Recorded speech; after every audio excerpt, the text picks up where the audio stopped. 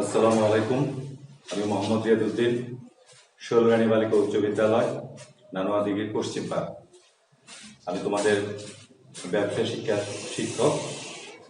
এর আগে আমি আরো কয়েকটি ক্লাস নিয়েছি, আশা করছি তোমরা ক্লাসগুলো দেখেছো। তো কেমন আছো আমার প্রিয় শিক্ষার্থীরা? আশা রাখছি তোমরা ভালো আছো। আল্লাহর রহমতেও আমিও ভালো আছি।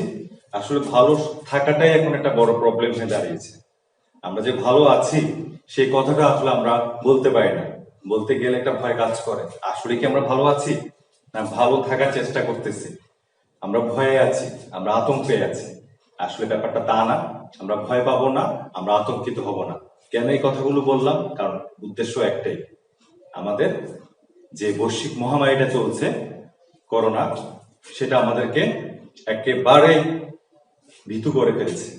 আমরা আতঙ্কিত হয়ে পড়েছি।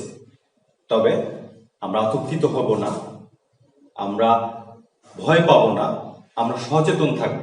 আমরা সচেতন থাকার পরে আমরা চেষ্টা করব এই মহামারীর বিরুদ্ধে যুদ্ধ করতে। ইনশাল্লাহ একদিন আমরা ঠিকই এই মহামারী থেকে উদ্ধার পাব। আবার আমাদের প্রিয় শিক্ষা প্রতিষ্ঠান খুলবে, আবার আমরা আগের মতো সবাই স্কুলে যেতে পারবো, কলেজে যেতে পারবো। এই ব্যাপারগুলো আমি আশা করছি খুব তাড়াতাড়ি ঘটবে ইনশাল্লাহ। আল্লাহর রহমতে আমরা আবারও আগের অবস্থায় ফিরে যাব। আগের অবস্থায় ফিরে যাওয়ার জন্য বাংলাদেশ সরকার নিজেদের মতো করে অনেক চেষ্টা করছে এবং অনেকাংশে তারা সফলও হয়েছে। কিন্তু এই মহামারীর কারণে আমাদের যেটা মূল সমস্যা হয়ে দাঁড়িয়েছে সেটা হচ্ছে আমাদের শিক্ষা প্রতিষ্ঠান কিন্তু বন্ধ। আর এই বন্ধ হওয়ার কারণে আমরা কিন্তু পড়ালেখা থেকে অনেক পিছিয়ে গেছি। আমরা চেষ্টা করলেও স্কুলে যেতে পারছি না, আমরা চেষ্টা করলেও পরীক্ষা দিতে পারছি না স্কুলে এসে, আমাদেরকে বাসায় বসে সব করতে হচ্ছে। আর বাংলাদেশ সরকার তোমাদের এই ক্ষতিটাকে কিছুটা হলেও পুষিয়ে নেওয়ার জন্য চালু করেছে অনলাইন স্কুলে।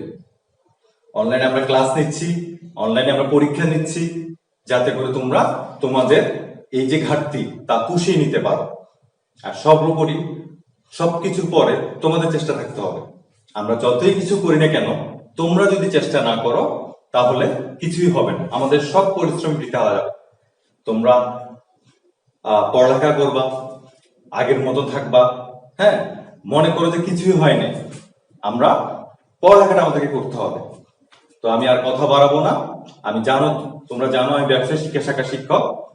আজকে আমি হিসাব বিজ্ঞান নিব না, আজকে আমি ফিন্যান্স নিব না, আজকে আমি ব্যবসায় উদ্যোগটা নিব, যেটা কিনা তোমরা অনেক সহজ মনে করো, অনেক সহজ মনে করে। আমি দেখছি যখন আমি ক্লাসে পড়াইতে গেছি বা যে কোনো জায়গায় পড়াইতে গেছি, তখনই বলি স্যার এই ব্যবসায় উদ্যোগ এটা দরকার নেই, আমরা এটা পারি। কিন্তু পরীক্ষায় দেখা যায় সবচেয়ে কম নাম্বার তোমরা এই সাবজেক্টটাতেই পাও। তোমরা হিসাব বিজ্ঞানে অনেকে অনেক ভালো নাম্বার পাও, ফিন্যান্সে অনেক ভালো নাম্বার পাও, কিন্তু এই সাবজেক্টে এই ব্যবসা উদ্যোগটা আসলেই তোমাদের কি হয়ে যায়, তোমাদের একটা প্রবলেম দেখা দেয়। তোমরা পরীক্ষার আগের দিন এই বইটা নিয়ে বসো, তার আগে বসো না, এতে করে তোমরা এই সাবজেক্টটাতে নাম্বার কম পাও। আমি কি ঠিক বলেছি প্রিয় শিক্ষার্থীরা? হয়তো মুখে স্বীকার করবা না, কিন্তু মনে মনে অবশ্যই তোমরা মেনে নিবা যে স্যার ঠিক বলেছে। তবে এই বিষয়টা নিয়ে ভয় পাওয়ার কিছু নেই। এটা আমার কাছে মনে হচ্ছে সবচেয়ে আনন্দ করে খুশি হয়ে পড়ার একটা সাবজেক্ট, কারণ এখানে অনেক কিছু শিখার আছে। এখানে তোমার কর্মক্ষেত্রে তুমি যখন বড় হবা তখন তোমার কর্মক্ষেত্রে প্রয়োগের অনেকগুলো জায়গা এখানে কিন্তু রয়ে গেছে এই সাবজেক্টের মধ্যে। ঠিক আছে, ওই হিসাব বিজ্ঞান বলো, ফিন্যান্স বলো, ওগুলো তো আমাদের অনেক কাজে লাগে, কিন্তু এই সাবজেক্টটাকে তোমরা অবহেলা করলে চলবে না। এই সাবজেক্টটাও তোমাদের খুবই ইম্পর্টেন্ট। বুঝতে পেরেছো? ভয় পাওয়ার কারণে আমরা ভয় পাবো না, আমরা সবকিছুতেই, না পড়ালেখাতে না বৈশ্বিক মহামারীতে আমরা ভয় পাবো না, আমরা চেষ্টা করব। আর যে চেষ্টা করে সেই সফল হয়, চেষ্টা করা ছাড়া কেউ সফল হবে না। তোমরা বুঝতে পেরেছো? আমরা একবার পারবো না, আমরা আবার দেখবো, আবার চেষ্টা করব, কিন্তু আমাদের পারতে হবে।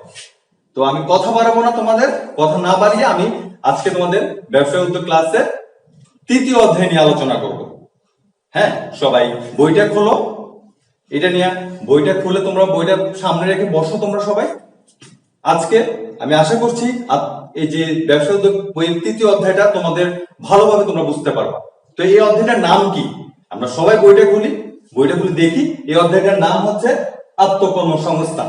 আত্মকর্মসংস্থান অধ্যায়টি খুবই সহজ এবং মজার একটা অধ্যায়।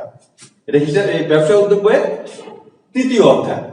তো ঠিক আছে, আমরা এখন পড়ায় চলে যাই। সবাই মনোযোগ সহকারে, সবকিছু বাদ দাও, ক্লাসের দিকে মনোযোগ। আমরা ক্লাসে চলে যাচ্ছি, ঠিক আছে? তো এখানে বলা আছে যে আত্মকর্মসংস্থান কি। আমি কিছু পয়েন্ট লিখে রেখেছি, এগুলোর উপর তোমাদের আজকে আলোচনা হবে। তার মধ্যে প্রথম পয়েন্ট হলো আত্মকর্মসংস্থান কি। আত্মকর্মসংস্থান কি? সোজা ভাষা, বইয়ের ভাষা বাদ দাও, নিজের ভাষায় বলি। সেটা হচ্ছে আত্মকর্মসংস্থান হচ্ছে নিজে কর্মসংস্থান সৃষ্টি করাকে আত্মকর্মসংস্থান বলে। কি বুঝতে পেরেছো শিক্ষার্থীরা? আশা করছি তোমরা বুঝতে পেরেছো। নিজে কর্মসংস্থান সৃষ্টি করাকে আত্মকর্মসংস্থান বলে। আমরা যদি আবিধানিক অর্থে বলি আর একটু মানে ঘুরে পেঁচিয়ে বলি, তাহলে বলতে হবে যে নিজের মূলধন, মেধা, শ্রম খাটিয়ে যে কর্মসংস্থানের সুযোগ সৃষ্টি করা হয় তাকে বলা হয় আত্মকর্মসংস্থান। বুঝতে পেরেছো আত্মকর্মসংস্থান কি? এবার আসো আত্মকর্মসংস্থানের ধারণা। এই আত্মকর্মসংস্থান ধারণা কোথেকে আসছে আমাদেরকে এটা জানতে হবে। আমরা বাংলাদেশ কি একটি উন্নয়নশীল দেশ। বাংলাদেশ কি একটি উন্নয়নশীল দেশ, তোমাদেরকে সেটা নিশ্চয়ই সেটা সবাই জানো। এই উন্নয়নশীল দেশে আমরা চাইলেও মানে নিজেদের উন্নয়ন করতে আমাদের অনেক কষ্ট হয়। আমরা চেষ্টা করি উন্নয়ন করতে নিজেদের, কিন্তু সেটা করাটা এত সহজ না। কারণ 2011 সালের শেষ দিকে একটা জরিপ হয়েছিল যে 2012 সালে সেটা পাবলিশ হয়েছিল যে বাংলাদেশের জনসংখ্যার পরিমাণ 15,25,18,30 জন। ঠিক আছে, এটা হলো প্রায়, আমরা কথাটা শেষে প্রায় বলবো কারণ এটা একুরেট হিসাবটা তা নাও হতে পারে, তার একটু আগে পিছু হতে পারে। এই জন্য আমরা যখন কোনো জিনিস সঠিকভাবে বলতে পারবো না তখন আমার গাণিতিক সংখ্যার মতো আমরা প্রায় বলবো কথা। বুঝতে পেরেছো? তো দেখা যায় যে এই 15 কোটি জনসংখ্যা 2012 সালে আমাদের জনসংখ্যা ছিল 15 কোটি, আর এখন 2020। তোমরা বুঝতেই পারছো এই 5 বছর 2012 থেকে 2020 এর মধ্যে আমাদের জনসংখ্যা কি পরিমাণ বৃদ্ধি পেয়েছে। বুঝতে পেরেছো? নিশ্চয়ই 20 কোটির উপরে চলে গেছে। এই মানুষগুলো এই 2012 সালে আরেকটা জরিপ হয়েছিল, সেটা হচ্ছে বাংলাদেশ পরিসংখ্যান ব্যুরো এই জরিপটা করেছিল। সেখানে দেখা গেছে বাংলাদেশের প্রায় 26 লক্ষ লোক বেকার। কত লক্ষ লোক? 26 লক্ষ লোক। কি শিক্ষার্থীরা বুঝতে পেরেছো আমাদের অবস্থা কি পরিমাণ? সেটা 2012 সালে, আর 2020 সালে কি হচ্ছে অবস্থাটা, তা তো আরো বেড়ে গেছে। এই অবস্থাগুলো এখন তোমরা বলতে পারো স্যার আত্মকর্মসংস্থানের সাথে এটা কিভাবে জড়িত? হ্যাঁ, অবশ্যই জড়িত। সেটা কিভাবে জড়িত আমি তোমাদেরকে বলছি। এই যে 26 লক্ষ লোক বেকার 2012 সালে জরিপে, 2020-এ তো সেটা 30 লক্ষের উপরে ছাড়াই গেছে। আমাদের সরকার যথেষ্ট পরিমাণে চেষ্টা করছে যে এই জনগোষ্ঠীকে কাজে লাগানো। কিন্তু তোমরা একটা জিনিস জানো যে সরকারি চাকরি বা বেসরকারি চাকরির পরিমাণ খুবই কম। আমাদের লক্ষ লক্ষ লোক বেকার, কিন্তু সরকার ওই অনুযায়ী সরকারি চাকরি বা বেসরকারি বেতনভুক্ত চাকরিগুলো নেই আমাদের। তো আমাদের কি করতে হবে? আমাদের সরকারি চাকরি বা বেসরকারি চাকরির উপর নির্ভর না হয়ে নিজেদের কিছু করতে হবে, আর সেটাই হচ্ছে আত্মকর্মসংস্থান। বুঝতে পেরেছো? এই যে আত্মকর্মসংস্থান, আমি তোমাকে ছোট্ট একটা উদাহরণ বলি। মিস্টার সবুজ এসএসসি পাস করার পরে উনি জাহাজে কাজ করতো।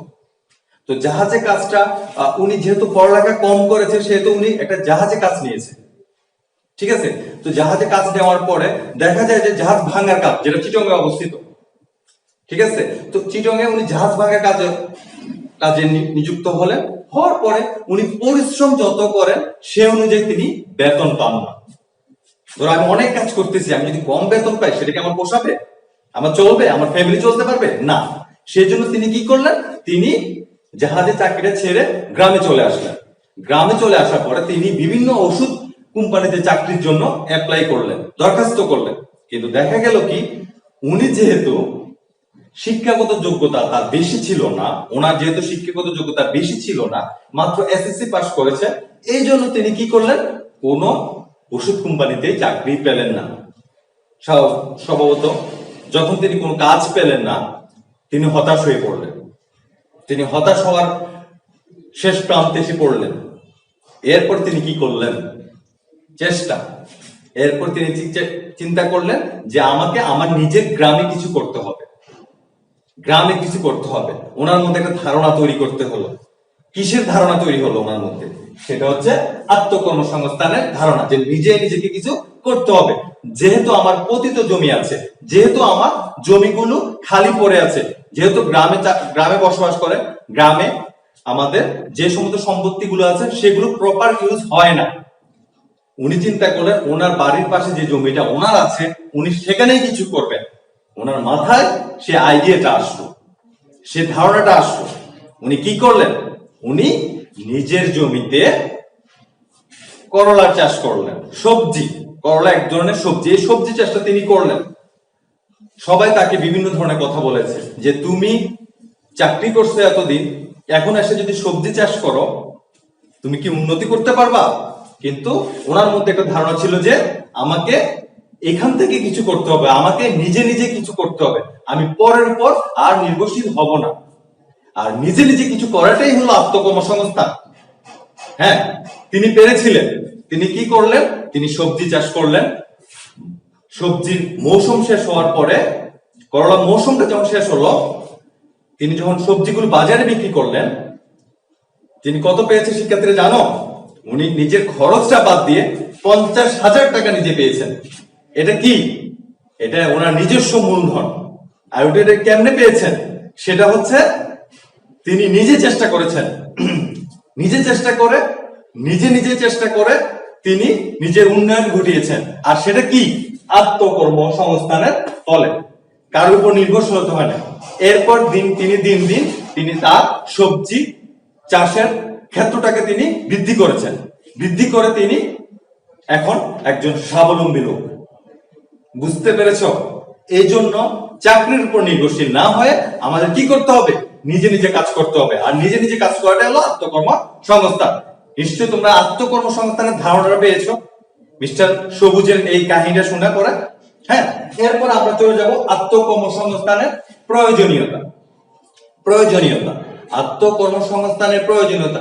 আসলে এর প্রয়োজনীয়তা ব্যাখ্যা করার মতো না। এটা বিশাল একটা ব্যাপার, বিশাল একটা বিষয়। এটা আত্মকর্মসংস্থান, আমরা যারা শিক্ষিত অথচ বেকার, তারা বুঝি বেকার জীবনের কষ্টটা কি। আমরা বেকার জীবনের কষ্টটা যেহেতু বুঝি, তো আমাদেরকে কি করতে হবে? এই বেকারত্ব গোছানোর জন্য আমাদের নিজেদের কিছু একটা করতে হবে। বাংলাদেশ সরকার যথেষ্ট পরিমাণ সুযোগ দিয়ে রেখেছে যে বেকারদেরকে তারা নিজেরা নিজেদের জন্য কিছু একটা করার জন্য ওনারা সুযোগ দিয়ে রেখেছেন। হ্যাঁ, আমরা বিভিন্ন যুব উন্নয়ন কেন্দ্র থেকে প্রশিক্ষণ নিয়ে কি করব? আমরা চেষ্টা করব নিজেরা নিজেদের কিছু করতে। হ্যাঁ, আর এই প্রয়োজনীয়তার ক্ষেত্রে একটা দিক হলো কর্মসংস্থান। আর কর্মসংস্থানটাকে বিভিন্ন ভাবে আমরা কর্মসংস্থানের ব্যবস্থা করি। বাংলাদেশ সরকার বিভিন্ন ভাবে বেকারদের কর্মসংস্থানের ব্যবস্থা করে থাকে। এই কর্মসংস্থানকে আমরা তিনটা ভাগে ভাগ করতে পারি। দেখো, এই কর্মসংস্থানকে আমরা তিনটা ভাগে ভাগ করতে পারি। একটা হলো মজুরি বা বেতন ভিত্তিক চাকরি, যেটা আমরা মাস শেষে পাই বা দিন শেষে পাই। সেটা হচ্ছে বেতনটা আমরা মাস শেষে পাই, আর মজুরিটা আমরা কি পাই? দিন শেষে পাই। এটাই হচ্ছে কি ভিত্তিক চাকরি। এটা একটা কর্মসংস্থানের। আরেকটা হলো তোমার, আরেকটা হলো তোমার আত্মকর্মসংস্থান, যেটার কথা আমরা এতক্ষণ বলছি, যে নিজেই নিজে কিছু করাকে আত্মকর্মসংস্থান, সেটার ব্যবস্থা করা। আরেকটা হচ্ছে ব্যবসায়। ব্যবসাটা এক মালিকানা ব্যবসা হতে পারে, যৌথ মূলধনী ব্যবসা হতে পারে, অংশীদারি ব্যবসা হতে পারে। এই কর্মসংস্থানগুলোকে আমরা তিনটা ভাগে ভাগ করতে পারি। বুঝতে পেরেছো শিক্ষার্থীরা? হ্যাঁ, এরপরে আসো তোমরা আত্মকর্মসংস্থানের ক্ষেত্র নির্বাচন। হ্যাঁ, আমরা যে নিজেই নিজেদের জন্য কিছু একটা করব, নিজেদের জন্য কর্মসংস্থানের সুযোগ সৃষ্টি করব, তার জন্য আমাকে কিছু ক্ষেত্র বাছাই করতে হবে। সব ক্ষেত্রে যে আমি পারবো না, কারণ একটা মানুষ তখনই নিজে নিজে কিছু করার চেষ্টা করে যখন তার কাছে পর্যাপ্ত পরিমাণ মূলধন বা পর্যাপ্ত পরিমাণ সুযোগ থাকে না।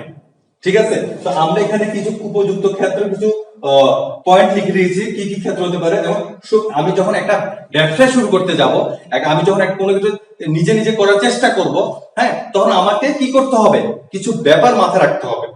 তা না হলে আমি ব্যবসায় কি করতে পারবো না, বা নিজের কর্মসংস্থানে আমি সফলতা লাভ করতে পারবো না। সেটা কি?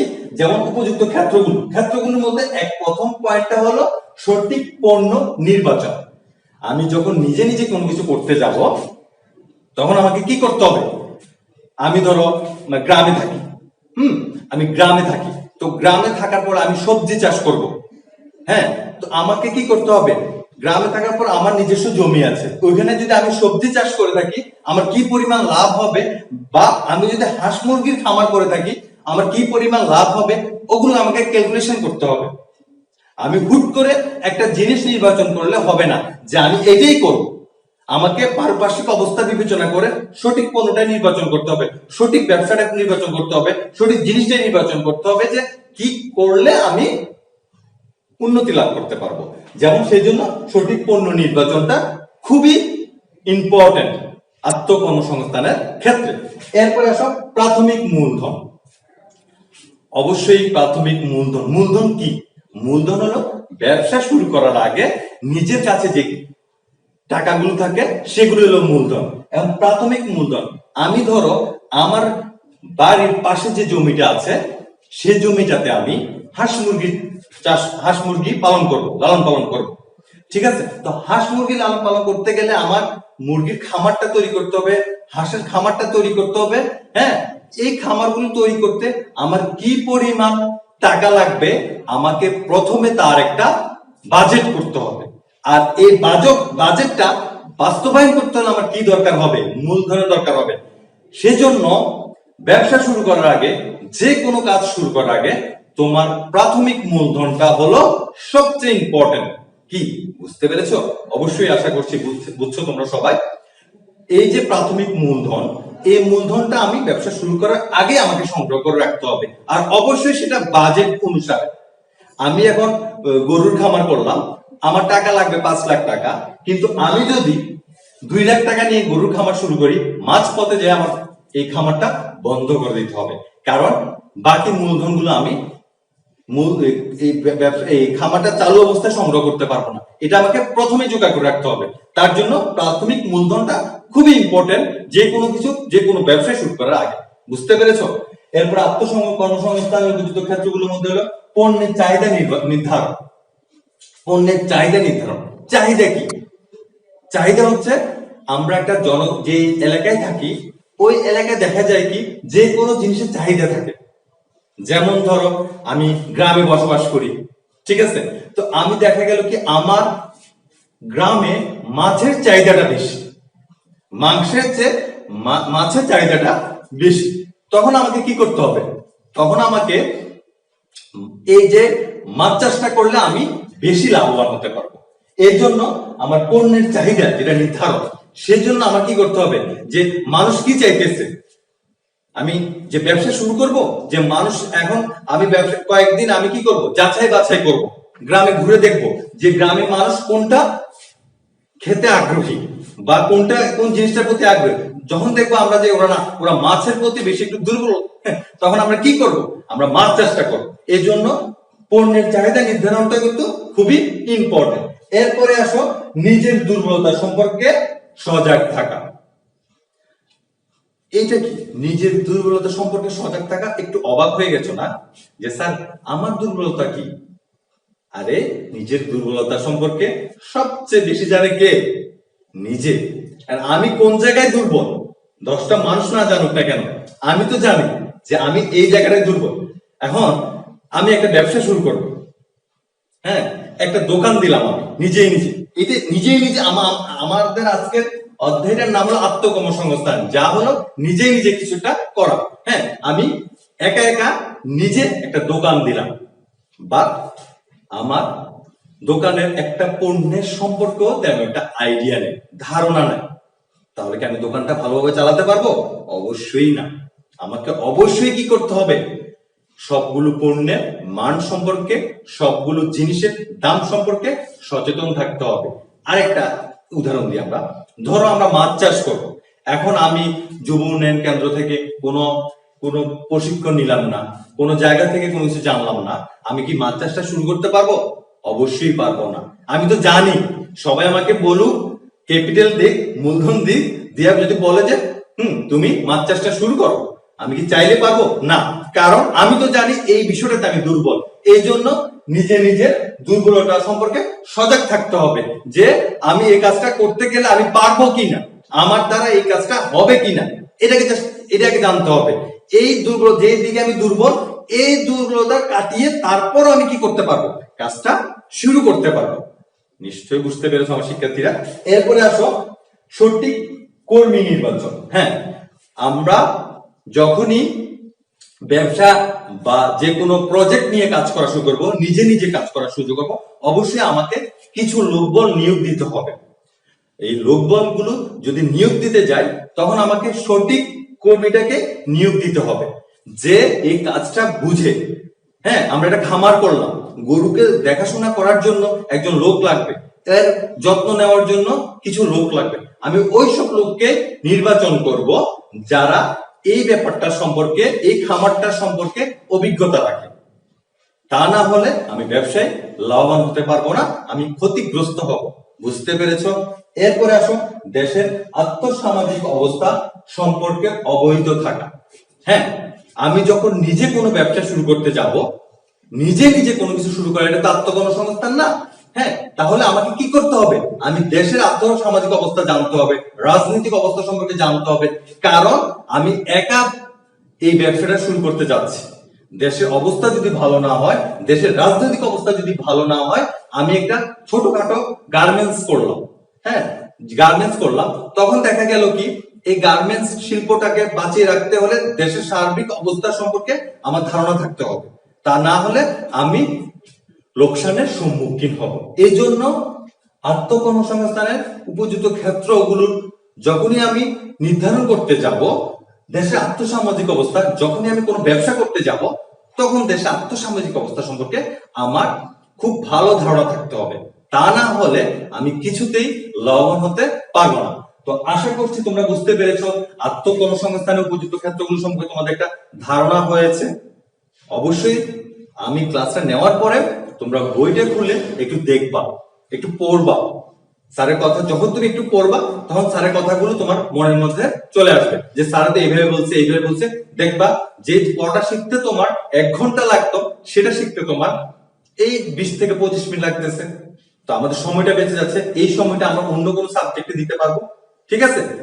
এরপরে আমার প্রিয় শিক্ষার্থীরা, দেখো তোমাদের প্রশিক্ষণের প্রয়োজনীয়তা। হ্যাঁ, আত্মকর্মসংস্থান মানে কি? আমি প্রথমে বলছি এবং বারবারই বলছি, সেটা হচ্ছে নিজে কিছু করাকে আত্মকর্মসংস্থান বলে।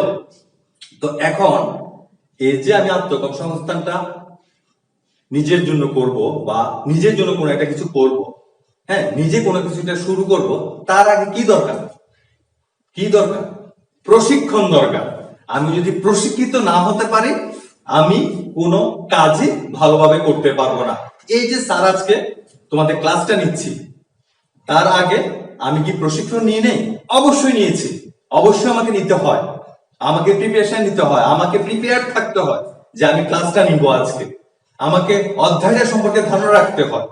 তো এই যে তোমরা যে কোনো কিছু শুরু করবা, বা যে কেউ নিজে কোনো কিছু শুরু করার আগে অবশ্যই তাকে কি করতে হবে? প্রশিক্ষণ নিতে হবে। আর বাংলাদেশের বেকার জনগোষ্ঠীকে প্রশিক্ষিত করার জন্য বাংলাদেশ সরকার বিভিন্ন সংস্থা তৈরি করেছে। এগুলো যুব উন্নয়ন কেন্দ্র আছে, মহিলা কর্মসংস্থান কেন্দ্র আছে, তারপরে যে বিভিন্ন এনজিও আছে। তারা কি করতেছে? বাংলাদেশের বেকার যুবক যুবতীদের কি দিচ্ছে? প্রশিক্ষণ দিচ্ছে, বিভিন্ন কাজে প্রশিক্ষণ দিচ্ছে। যেমন হাঁস মুরগি, তারপরে সেলাই, তারপরে যে তোমার গরুর খামার, তারপরে কৃষি কাজ, তারপরে যে ছোটখাটো শিল্প প্রতিষ্ঠা, হ্যাঁ, এগুলো কিভাবে পরিচালনা করতে হয় তার প্রশিক্ষণ দিচ্ছে। আমরা এই বিষয়টা নিয়ে আলোচনা করব। যেটা প্রশিক্ষণের প্রয়োজনীয়তা, প্রথমে হলো প্রশিক্ষণ কেন দরকার সেটা আমাকে জানতে হবে। দক্ষ কর্মী তৈরিতে আমার প্রশিক্ষণ দরকার। দক্ষ কর্মী কি? ধরো একটি গ্রামের ওনার নাম হলো ফাতেমা। ফাতেমা একটি সেলাই কেন্দ্র খুলছে। হ্যাঁ, সেলাইয়ের মাধ্যমে উনি কি করে গ্রামের মহিলাদের কাপড় চোপড় সেলাই করার মাধ্যমে তিনি তার জীবিকা নির্বাহ করেন। তো উনি যখন ব্যবসায় প্রতিষ্ঠানটি চালু করেছেন, ওনার নিশ্চয় প্রথমে একা একা সেলাই কাজগুলো উনি করতেন। হ্যাঁ, সেলাই কাজগুলো করার পরে উনি ধীরে ধীরে কি হলেন, জনপ্রিয় হয়ে উঠলেন। যখনই তুমি জনপ্রিয় হয়ে উঠবা, তখনই তোমার কি হয়ে যাবে, কাস্টমারের সংখ্যা বেড়ে যাবে, ক্রেতার সংখ্যা বেড়ে যাবে। তো দেখা গেল কি, জনাবা ফাতেমা একা সেলাই কাজ করে আর কুড়িয়ে উঠতে পারছিল না। এই জন্য তিনি কি করলেন, 5-6 জন কর্মী নিয়োগ দিলেন। 5-6 জন যখন কর্মী নিয়োগ দিলেন, 5-6 জন মহিলা কর্মী যখন নিয়োগ দিলেন, দেখা গেল কি ওরা ঠিকভাবে জামা কাপড়গুলো সেলাই করতে পারছে না। এতে করে দিন দিন ফাতেমার জনপ্রিয়তা হ্রাস পেতে শুরু করলো। কেন হ্রাস পেতে শুরু করলো? কারণ মানুষ, গ্রামের মহিলারা তার উপর আর আস্থা রাখতে পারছিল না। কারণ একটা জামা দিলে সে যখন ভালোভাবে সেলাই করতে পারছিল না, তখন তার কাছে আর গ্রামের মহিলারা জামা দিতে আগ্রহী হলো না। এটা কেন হলো? কারণ প্রশিক্ষিত কর্মীর অভাবে তিনি এই সফলতা থেকে তিনি নিজের লসের দিকে চলে গেলেন। কেন? কিন্তু সফল একজন নারী উদ্যোক্তা ছিলেন, কিন্তু তিনি পারলেন না। কেন তিনি পারলেন না? একটা মাত্র কারণ, তিনি যে কর্মীগুলোকে নিয়োগ দিয়েছেন সেই কর্মীগুলো কি ছিল শিক্ষার্থীরা? সেই কর্মীগুলো অভিজ্ঞ ছিল না, প্রশিক্ষিত ছিল না। এই জন্য তিনি পারলেন না তার ব্যবসা প্রতিষ্ঠানটিকে টিকিয়ে রাখতে। এবার বুঝতে পেরেছো প্রশিক্ষণে কি দরকার? অবশ্যই প্রশিক্ষণের দরকার আছে। আর তুমি যখন নিজে কোনো ব্যবসা প্রতিষ্ঠান খুলতে যাবা, তোমাকে কিন্তু প্রশিক্ষণ নিতে হবে। আমি হাঁস মুরগি চাষ করব, ঠিক আছে, আমি যুব উন্নয়ন কেন্দ্র থেকে 6 মাসের একটা ট্রেনিং আছে, ওইটা আমাকে নিতে হবে, এই কোর্সটা আমাকে কমপ্লিট করতে হবে। তারপরে আমি পারবো কিভাবে হাঁস মুরগিটা লালন পালন করতে হয়। কারণ হাঁস মুরগি বললে তো লালন পালন করা যায় না। হাঁস মুরগির যে রোগ বলয় আছে সেগুলো কিভাবে সমাধান করা যাবে, এগুলো কিভাবে কি করতে হবে, সবগুলোর জন্য আমাদের যুব উন্নয়ন কেন্দ্র একদম বিনামূল্যে প্রশিক্ষণ দিচ্ছে, 6 মাস 7 মাস করে করে। ঠিক আছে, এই প্রশিক্ষিত অবশ্যই তোমাকে যে কোনো ব্যবসা প্রতিষ্ঠান, যে কোনো কাজ, শুধু ব্যবসা প্রতিষ্ঠান না, যে কোনো কাজ করতে গেলে তোমাকে অবশ্যই আগে কি করতে হবে, প্রশিক্ষণ নিতে হবে। আর তুমি যখন কোনো ব্যবসা প্রতিষ্ঠান খুলবা, তুমি যখন কোনো কর্মী নিয়োগ দিবা, অবশ্যই তাকেও কি হতে হবে, প্রশিক্ষিত হতে হবে। বুঝতে পেরেছো? এরপরে আসো সম্পদের সদ্ব্যবহার। আমাদের বাংলাদেশে জনসংখ্যার পরিমাণ বেশি, কিন্তু সম্পদের পরিমাণ কম। আমাদের যে প্রাকৃতিক সম্পদ বলো বা যে আমাদের জমির পরিমাণ বলো, একজন গ্রামে একজন লোকের বেশি জমি থাকে না, খুব কম পরিমাণ জমি থাকে একটি লোকের। এটা আমাদের দুঃখের সাথে বলতে হয় যে গ্রামের অধিকাংশ মানুষই আমরা দারিদ্র সীমার নিচে বসবাস করে থাকি। আমাদের হয়তোবা নিজে থাকার জন্য একটি ঘর আছে আর 1 খণ্ড জমি আছে। এই জমিটাকে আমার কি করতে হবে, প্রপার ইউজ করতে হবে। তার জন্য আমার এই সম্পদটা সদ্ব্যবহার করতে হবে, অবশ্যই সদ্ব্যবহার জানতে হবে। নাহলে আমি কোনো কিছুই করি না। আমি কি করলাম, আমার পাশে একটা জমি আছে, 1 খণ্ড জমি আছে, আমি সেখানে না বুঝে একটা জিনিস চাষাবাদ করে ফেললাম। ধরো এখন আমাদের দেশে কমলা হয় না, আমাকে কেউ একজন বুদ্ধি দিল যে আপনি কমলা চাষ করে ফেলছেন। আমার এমনি তো টাকা নাই, 1 খণ্ড জমি আছে, তখন আমি ওর কথা মতো আমি কি করলাম, আমি কমলা চাষটা শুরু করে দিলাম। এতে করে কি হলো, এতে করে দেখা গেল যে আমি এই জায়গায় তো কমলা হওয়ার কথা ছিল না, এই জায়গায় তো আমাদের বাংলাদেশি সবজি হওয়ার কথা ছিল। বুঝতে পেরেছো? তখন যদি আমি এই জায়গাটা প্রপার ইউজ করতে পারতাম, তাহলে আমি কি করতে পারতাম, তাহলে আমার এই জমিটা 1 খণ্ড জমিটাকে আমি কি করতে পারতাম, 1 খণ্ড জমিটাকে আমি ইউজ করে উন্নতি লাভ করতে পারতাম। বুঝতে পেরেছো শিক্ষার্থীরা? এরপর আসো অপচয় হ্রাস। অবশ্যই অপচয় হ্রাস করতে হবে। আমরা যে কোনো কাজ করতে যাই, আমাদের অপচয় জিনিসটা কিন্তু অবশ্যই হ্রাস করতে হবে। এটা সবার ক্ষেত্রে। প্রিয় শিক্ষার্থীরা, তোমাদের আজকে একটা কথা বলি, সেটা হচ্ছে কি, আমরা যখন খাতায় লিখি, আমরা কি সঠিকভাবে খাতায় লিখি? না, একটা পাতা লিখি তো আর একটা পাতা কি থাকে, খালি থাকে। এটাকে বলা হয় অপচয়। এটা আমি তোমাদেরকে দিয়ে বুঝালাম। ঠিক সেভাবে আমরা যখন কোনো কিছু চাষাবাদ করতে যাব, আমরা পুরা জমিটা বা যে কোনো ব্যবসা করতে যাব, আমি প্রপার জিনিসটারে ইউজ করব, অর্ধেক খালি রেখে অন্য জায়গায় চাষাবাদ করবো তা না। বা আমি যে কাজটা করবো এখানে অপচয় করা যাবে না, অহেতুক টাকা খরচ করা যাবে না, সেটা ব্যবসায়িক ক্ষেত্রে হোক, সেটা সব ক্ষেত্রে হোক। বুঝতে পেরেছো? এরপর হলো নৈতিক বল বৃদ্ধি। এই যে প্রশিক্ষণের ফলে, হ্যাঁ, প্রশিক্ষণের ফলে আমার নৈতিক বল বৃদ্ধি পায়। আমি যখন প্রশিক্ষিত হয়ে কোনো কাজ করতে যাব, অবশ্যই আমার মনোবলটা কি থাকবে, একদম তুঙ্গে থাকবে, যে আমি প্রশিক্ষিত, আমাকে এই কাজটা দেন, আমি 5 মিনিটে করে দিতে পারবো। কারণ কি? কারণ আমি প্রশিক্ষণ গ্রহণ করেছি এই কাজটার উপরে। এই যে স্যার ক্লাস নিচ্ছি, জানি না কেমন হচ্ছে, তাও নিজের উপর নিজের কনফিডেন্স আছে, নিজের উপর নিজের মনোবলটা আছে যে আমি ভালো ক্লাস নিচ্ছি। এটা কেন হয়েছে? কারণ আমি এর আগে এগুলোর উপর অনেক প্রশিক্ষণ নিয়েছি। এই জন্য আমার মনোবল সবসময় কি থাকে, তুঙ্গে থাকে, যে আমি পারি, আমি ক্লাসটা নিতে পারি, আমি ভালো নিতে পারি।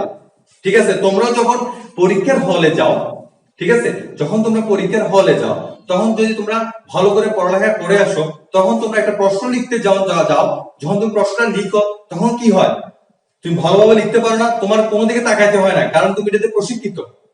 বুঝছো? এই জন্য আত্মকর্মসংস্থানের ক্ষেত্রে প্রশিক্ষণের প্রয়োজনীয়তা অবশ্যই জরুরি। তো আজকে এই ক্লাসটা, আজকের বাড়ি কাজগুলো হলো আত্মকর্মসংস্থান উপযুক্ত ক্ষেত্রগুলো নিয়ে তুমি একটা আলোচনা করবা, আত্মকর্মসংস্থান প্রশিক্ষণের প্রয়োজনীয়তা এগুলো আলোচনা করবা, আত্মকর্মসংস্থান কি এগুলো একটু আলোচনা করবা, স্যার ক্লাসটা বারবার দেখবা। ইনশাআল্লাহ তোমরা এই আত্মকর্মসংস্থান কাজ, এই অধ্যায়টা তোমরা ভালোভাবে বুঝতে পারবে। আশা করি আমার কথাগুলো তোমরা বুঝতে পেরেছো। সর্বশেষ আমি তোমাদের ক্লাসের একটা লাস্টে কিছু কথা বলে দিই। আত্মকর্মসংস্থানটা নিজেই নিজে কোনো কিছু করাকে আত্মকর্মসংস্থান বলে।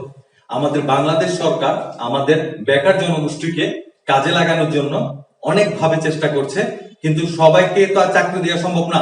এই জন্য আমরা কি করব, নিজে নিজে কর্মসংস্থানের সুযোগগুলোকে সৃষ্টি করতে চেষ্টা করব। নিজে নিজে কর্মসংস্থান যখন আমরা সুযোগ সৃষ্টি করতে চেষ্টা করব, আমাদের দেশে দারিদ্রতার হার কমে যাবে।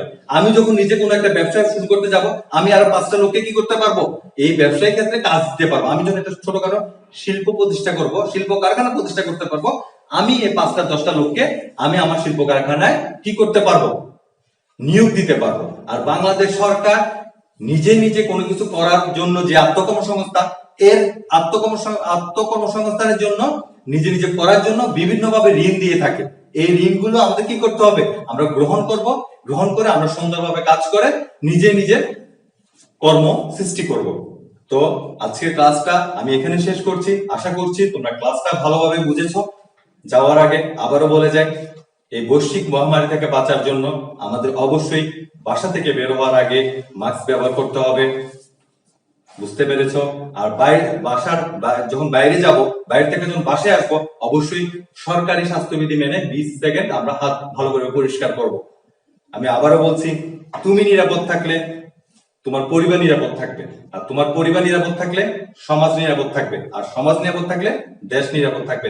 ইনশাআল্লাহ আবার দেখা হবে নতুন কোনো বিষয় নিয়ে, নতুন কোনো অধ্যায় নিয়ে। সেই পর্যন্ত সবাই ভালো থেকো। আসসালামু আলাইকুম।